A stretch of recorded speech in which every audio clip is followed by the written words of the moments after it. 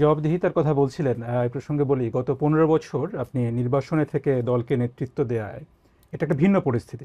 নেতৃত্ব নিয়ে আপনার চিন্তাধারায় কি ধরনের পরিবর্তন এসেছে, আপনি কি অনুভব করেন, অনুধাবন করেন? গত 17 বছর প্রবাস জীবনে আছি এবং অনেকগুলো বছর আমি আহ, বাংলাদেশের সাথে 5 থেকে 6 ঘন্টা টাইম ডিফারেন্স, ডিস্টেন্স ডিফারেন্স তো আছেই। রিচিং ডিফারেন্স একটা ডিফিকাল্টিস তো আছেই। এটি একটি বেশ কষ্টসাধ্য ব্যাপার। এক্ষেত্রে প্রথমেই আমি আমার পরিবার অর্থাৎ আমার স্ত্রী এবং আমার সন্তানকে আমি এখানে ধন্যবাদ দিতে চাই। কারণ তাদের সহযোগিতা না থাকলে হয়তো এই ডিফিকাল্ট কাজটি করা আমার জন্য আরো ডিফিকাল্ট হতো। ওনাদের সহযোগিতা ছিল, সেজন্য আমার পক্ষে সম্ভব হয়েছে। আহ, একই সাথে আমি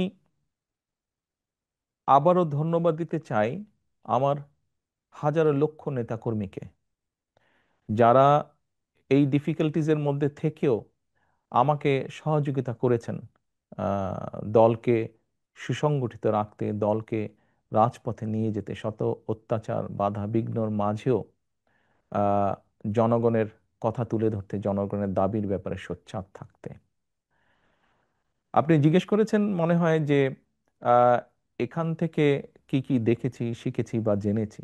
আমি মনে করি যে এই দেশ থেকে ভালো যা কিছু দেখেছি বা শিখেছি দেশের নাগরিক হিসাবে, এবং যেহেতু আমি একজন রাজনৈতিক কর্মী, হয়তো আমার একটি সুযোগ আছে ভালো কিছু করার জন্য দেশের। আহ, যদি আমি ইনশাল্লাহ সেই সুযোগটি পাই, তাহলে সেই সুযোগটিকে যতটুকু সম্ভব যতটুকু সম্ভব দেশের মানুষের জন্য বা দেশের জন্য কিছু করার, এভাবেই বিষয়টিকে আমি বিবেচনা করি।